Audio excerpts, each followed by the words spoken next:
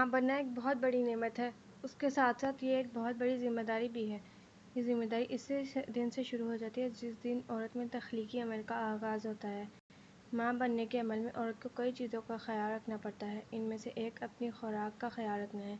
حمل کے دوران محض زیادہ کھانا ہی کافی نہیں ہوتا، بلکہ یہ بھی ضروری ہے کہ جو کھایا جائے وہ حاملہ خاتون کی تمام غذائی ضروریات پوری کرے۔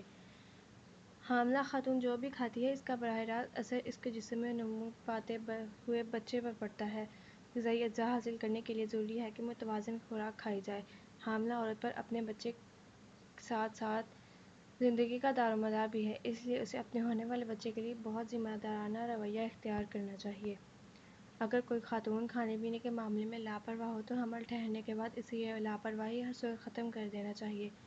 ماں کے اندر نشوونما پانے والے بچے کو پروٹین کی مناسب مقدار کی ضرورت ہوتی ہے، کیونکہ خلیوں کی تشکیل، خون کا بننا، ہڈیوں کی نشوونما، جسمانی مائعات کی فراہمی اور ہارمونز کی مکمل تشکیل میں غذائیت بنیادی ضرورت ہے۔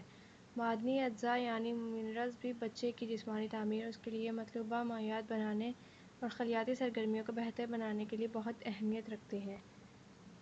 مادر رحم کے اندر اہم اجزاء کی نشوونما کے لیے وٹامنز بھی بہت اہم کردار ادا کرتے ہیں۔ فیوٹس کے جسمانی اعضاء کی نشوونما کے لیے وٹامنز بھی بہت اہم غذائی ضرورت میں شامل ہیں۔ وٹامن B12، B6، A اور فولک ایسڈ۔ حاملہ خاتون کے جسم میں بچے کو غذائیت پہنچانے کی خاطر وہ سرگرمیاں تیز ہو جاتی ہیں جو غذا کو جسم بنا دیتی ہیں۔ اگر کسی حاملہ خاتون کو کوئی لگنے والی بیماری ہو تو اسے بہت احتیاط سے کام لینا چاہیے تاکہ اس کے جسم میں پرورش پانے والے بچے کی صحت مند توانا رہے۔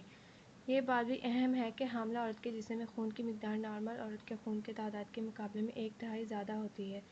اس کے علاوہ اس سے بھی بچے کو بہت فائدہ پہنچتا ہے کیونکہ وہ سب بھی اس تک پہنچتا ہے۔ اس کی وجہ سے حاملہ عورت کو سینے میں جلن محسوس ہوتی ہے۔ آنتوں کی نالی میں سستی کی وجہ سے قبض کی کیفیت بھی پیدا ہو جاتی ہے۔ حاملہ عورت کے لیے بہت ضروری ہے کہ اسے ذہنی سکون اور جسمانی آرام مہیا کیا جائے۔ حمل کے دوران عورت کے اندرونی اعضاء جیسے دل اور گردوں کو زیادہ کام کرنا پڑتا ہے۔ اس کی دھڑکنوں کی تیز رفتار ہو جاتی ہے۔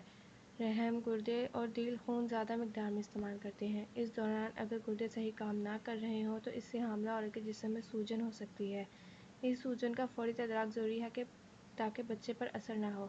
حاملہ خاتون کا وزن اوسطاً 10 سے 12 کلو بڑھ جاتا ہے جو صحت مندی کی نشانی ہے۔